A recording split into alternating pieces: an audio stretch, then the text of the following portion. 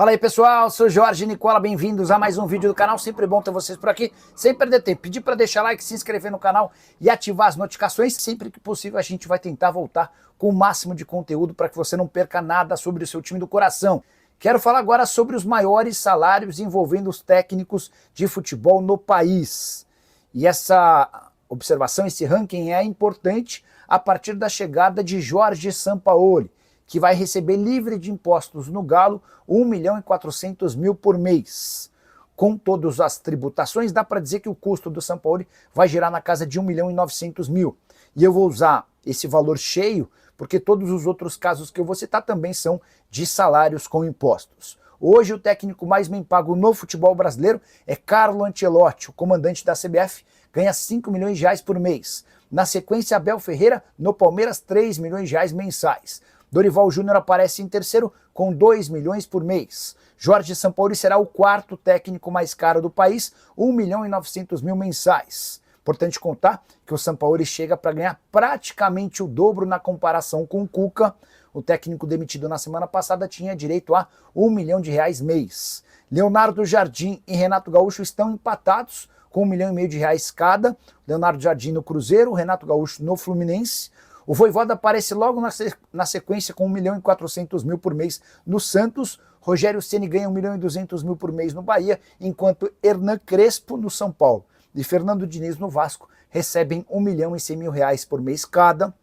Esses são os treinadores em atividade no Brasil com vencimentos acima de 1 milhão de reais mês. Queria que você usasse o espaço para comentário para dizer qual desses salários te parece mais estranho e qual o melhor custo-benefício. Por favor, registre a sua opinião. Combinado? Quero falar agora sobre o Vasco, que viu sua dívida aumentar depois da transformação do clube em sociedade anônima do futebol. Quando você vira uma SAF, você tem dois grandes objetivos. O primeiro deles é ter times mais competitivos. A falta de orçamento te impede de contratar jogadores bons. Com o aporte financeiro de um investidor, você passa a ter uma outra condição de reforços. O segundo ponto, diminuição das dívidas. No caso do Vasco, por conta da péssima administração da 777 e de todos os problemas que vocês já sabem, o Vasco não conseguiu avançar em nenhum dos pontos.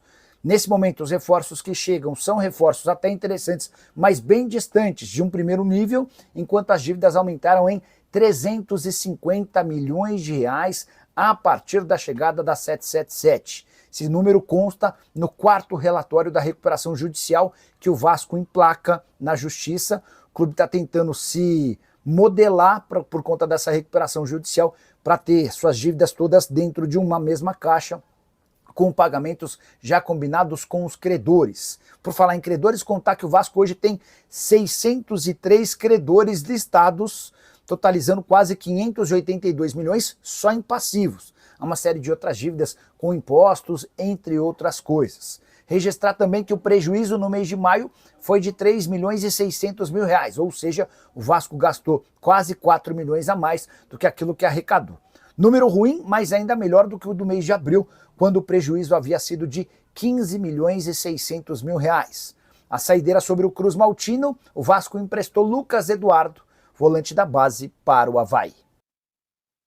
Sabe se o Vasco vai trazer alguém para o lugar do Jair? A pergunta é do Alberto Júnior.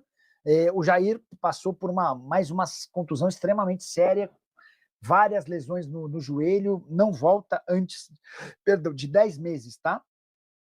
Com o fechamento da janela de inscrições, só resta ao Vasco a busca por volantes desempregados, tá? Deixa eu ver se na lista de 21 atletas que eu divulguei nessa quarta-feira, num vídeo aqui no canal, se existe algum volante. Existe, né? Mas deixa eu ver se tem algum bom. Eu citei 4 volantes, tá? Um deles é muito bom, embora já tenha 40 anos de idade. Enfim, mas vale a pena vocês darem uma olhada no vídeo, que foi publicado hoje por volta de 1h30 da tarde, tá? Rodrigues pedindo para falar sobre o Vasco. Surgiu hoje uma notícia que não é das melhores sobre o Cruz Maltino, mas como a gente está aqui para contar as boas e as más, vale a observação. O último relatório divulgado pelo Vasco, ainda sobre aquela questão da recuperação judicial, quando você trabalha para a recuperação judicial, você precisa ser extremamente transparente, né? Com os oficiais de justiça, enfim. E esse último relatório apresentado aponta que o Vasco teve um crescimento de suas dívidas na ordem de 350 milhões de reais depois de ter se transformado em SAF, Sociedade Anônima do Futebol. O que só comprova que a passagem da 777 pelo Vasco é uma das piores SAFs do país. Não poderia ter algo pior do que a 777, tá?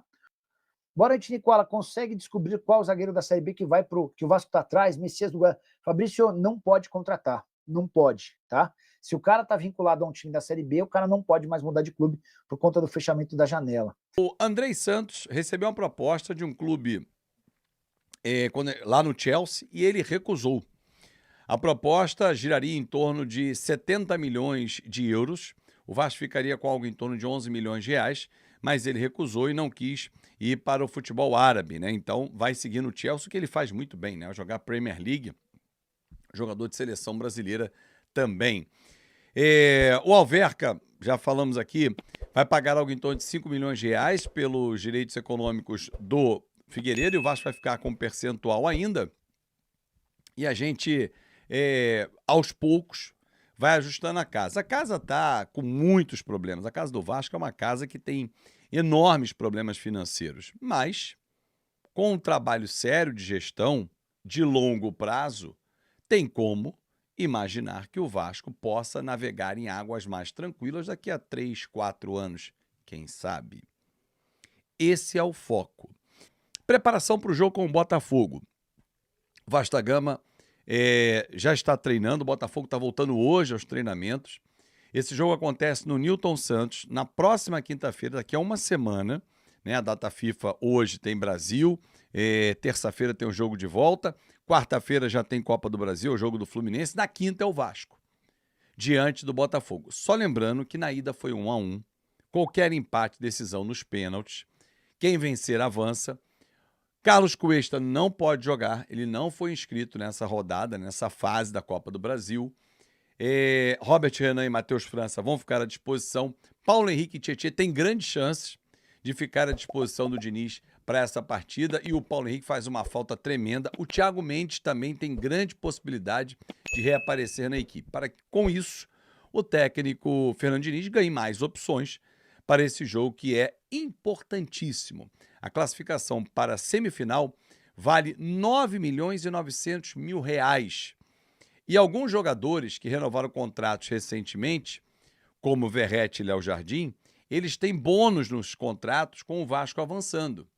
Então, assim, claro que o jogador já se empenha, mas quando ele tem o bônus por metas, é melhor ainda.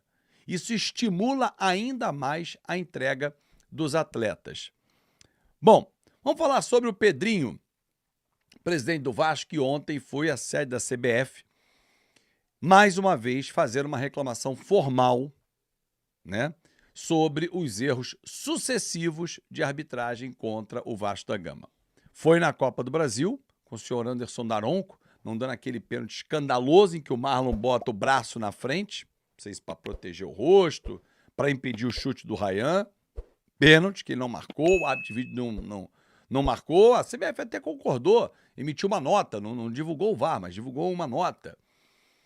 No último domingo, a vergonha da arbitragem do Rafael Claus.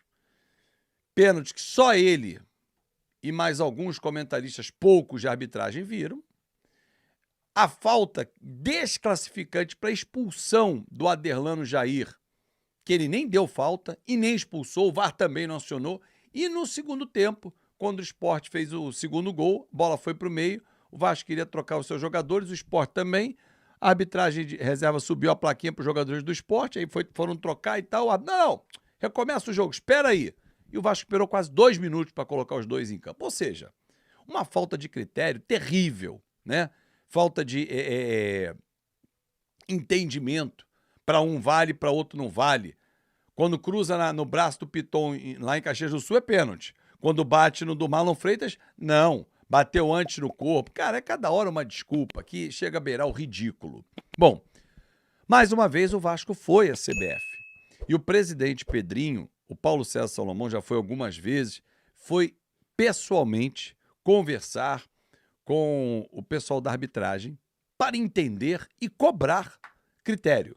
Porque, afinal de contas, o que falta à arbitragem não é só a parte técnica, não, que é realmente muito ruim, na minha avaliação. Há alguns árbitros, inclusive, que já estão num declínio profissional. Mas, cara, o famoso critério. O Daronco não deu esse pênalti. Amanhã ele dá esse pênalti no outro jogo. Então qual é o critério, cara? E isso acontece com vários.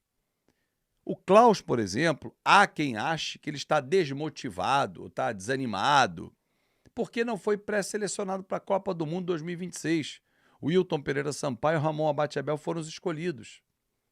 Pô, desculpa, Klaus, você está desanimadinho, está chateadinho? Faz o seguinte, comissão, quero apitar não, vou dar um tempinho que minha cabeça não está legal, vou ficar descansando e tal. Legal! Não vai encher a porra do saco no jogo e fazer o que você fez domingo. Se você fosse cirurgião, eu diria que você operou o Vasco, que não tá doente não, mas você operou e sem anestesia. Porra, aquele pênalti é brincadeira, Klaus. Tenha vergonha na cara, tenha humildade, hombridade, falar assim, eu errei. Porra, marquei errado, o VAR não me chamou, eu vi, achei que foi pênalti. Não foi, porque foi ridículo.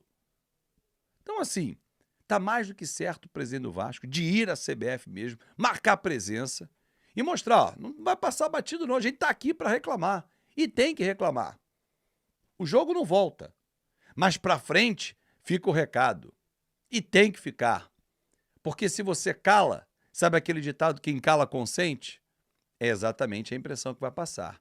E o torcedor se sente representado. Porque senão ele diz assim, porra, cadê meu presidente? Ninguém vai lá, ninguém se mexe, ninguém movimenta, ninguém vai fazer um barulho, reclamar. Tá tudo bom para esses caras. Não tá tudo bom, não. E tem que realmente fazer isso, porque senão, meu amigo, os caras atropelam.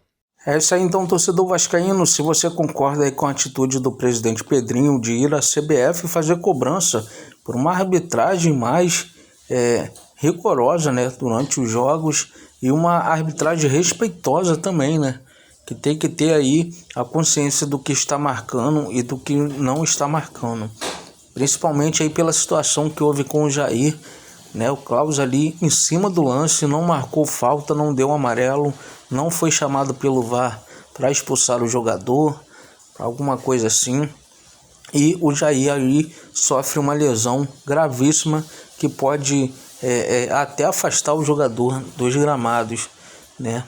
Então é uma situação muito difícil. Vasco vem aí há alguns anos já sendo prejudicado pela arbitragem e isso aí tem que mudar.